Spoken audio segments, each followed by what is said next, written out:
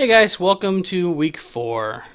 Top score, and in a weird twist, the closest game for week 4 was Jason's Eurotowel knocking off previously undefeated Pope 1.0's Hey Buddy 142.6 to 126.7, a margin of 15.9 points.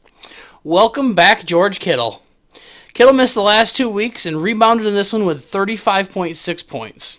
Josh Allen added 25.4. Ronald Jones and Randy Bullock each added 18 as well. Randy! Hey, we celebrate the big scores from the kickers when we can. Jason grabbed his first high-scoring prize since week 6 of the 2016 season. It's his 5th overall. How do you feel about that one, Jason?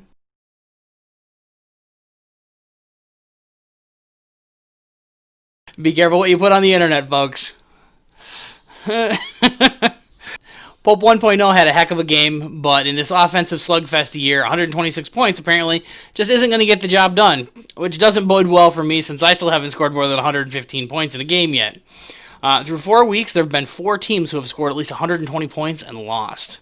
I tell you, it's a cruel, cruel world out here. Deshaun Watson gave you 20.9 points to lead your team, followed by 19.6 from Aaron Jones, who looked like he might score approximately 50 points after that first drive on Monday night against Atlanta. You had 5 other players score in double digits. DeAndre Hopkins only scored 7.6 points for you, which really isn't a terrible effort. You didn't have anyone on the bench that could have bumped you up more than another couple points, though. Week 4's biggest blowout goes to Josh's sober draft over Nick's T-Boys to Men, 127.3 to 87.5, a 39.8 point margin of victory. Josh moves to 3-1 and sits in 3rd place behind the firepower of 30.4 points from Amari Cooper, 23.5 points from Chris Carson, 16.5 points from Ezekiel Elliott, and a trio of 12-point games from Matt Ryan, Jarvis Landry, and Kaimi Fairbairn. Nick, you got 30 points from Delvin Cook, and then pretty much everyone else shot themselves. I think I just shot myself. 11 points from Jared Goff, and 11 points from Denver's defense. Tyler Lockett, Julio Jones, Kenyon Drake, Will Lutz, Noah Fant, all less than 7 points for you per man. Not a great showing, that's for sure, especially since only Fant and Julio were out due to injuries. My last dab knocked off Brandon's Mullen-Call, 111.4 to 83.6. Finally, Brandon's hot streak comes to an end. I can't complain, it was fairly enjoyable timing for me personally.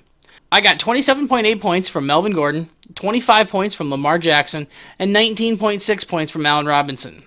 My first running back performance over projection comes at the right time, but I'm still having a hard time at running back 2, where this week Nyheim Hines got the start again and only scored 6.3 points. What's worse is that's still even better than any of the chumps I have on my bench.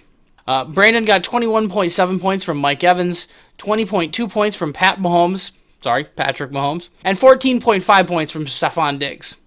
I certainly benefited from the double zeros that you got in this one, with Zach Moss being a late scratch for the Bills on Sunday, and Calvin Ridley being shut down by the Green Bay defense.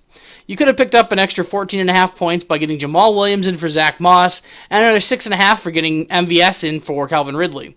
Still would have led you about 8 points short of win, though. You got to get some more of that homerism in you. You got to get those Packer players into your lineups. Homer, Homer, Homer, Homer. Pope 2.0's Pew Pews knocks off Alex's Do I Say Deuce Out 137.2 to 112.6. Joe Mixon exploded for 42.1 points in this game with 2 touchdowns and 150 rushing yards. Matt Stafford followed that up with 22.3 points, and Todd Gurley added another 18.8. You could have had the high score here, but you chose poorly at your flex position, starting Darrell Henderson's 4.3 points over CeeDee Lamb, Devin Singletary, or Antonio Gibson, all who scored at least 16.1 points for you on your bench. That 12-point bump would have been enough to bump you up to 149 points and top score. With the win, you moved to 3-0 all-time versus Alex.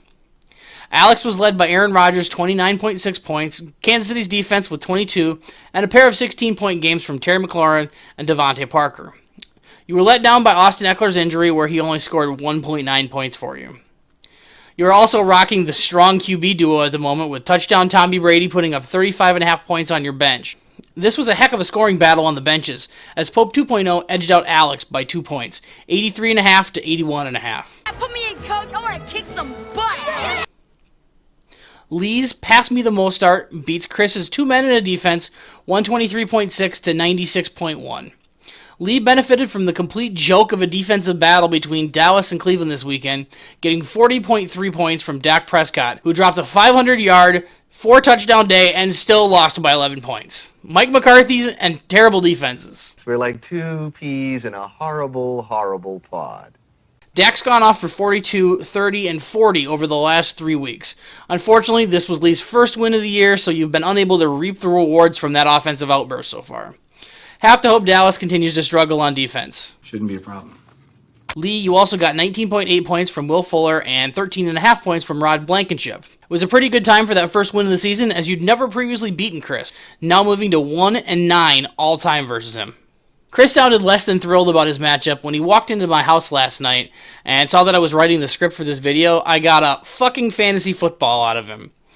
You got 23.9 points from Russell Wilson and 19.9 points from Alvin Kamara, both players who have looked superb so far this season. Unfortunately, Darius Slayton misses for you again at wide receiver 2, putting up 6.3 points. That, alongside the disaster of Greg Zuerlein's 2 points and Arizona's defense 1 point, prevented you from keeping this one close. And finally, Drew's limp CMC edges out Derek's 125.4 to 104.1. Drew had a solid performance across the team with 24 points from Gardner Minshew II, 22.2 from Adam Thielen, and a pair of 19-point games from Mike Davis and Mark Andrews. Tyreek Hill added 14 and Mark Ingram added another 10. For Derek, OBJ led your team in scoring, putting up 35.9 points to lead your team. You got 23.1 from Kyler Murray and 12.6 from DK Metcalf. Another week, another poor showing from AJ Green, his worst one of the season so far. His 0.8 point game is his lowest of the season, putting up only a single catch and 3 yards for the Bengals on Sunday. He's so old. All right. Of course, as soon as you bench him, he's almost certainly going to have a monster game. That's how it works. The rest of your roster scored less than 9 points per guy. In terms of the waivers this week, the main guy everybody was after was T. Higgins, wide receiver for Cincinnati, someone else who can catch the ball besides A.J. Green. Higgins went to Pope 1.0 over Chris and Brandon for a $3 bid. New England's defense went to Nick over Chris for a $7 bid, which seems like a lot for a defense that only has one more game before they go on their bye. But they'll probably have a huge game this weekend because you're playing me. Finally, Steven Gostkowski went to Pope 1.0 over Alex for $2. We have our first wager on the board for the new season. Nick and I have our standard bet of dinner at Buffalo Wild Wings for our matchup this weekend. Josh still hasn't paid me. Pay him. Pay that man his money. Good luck to everybody in week 5.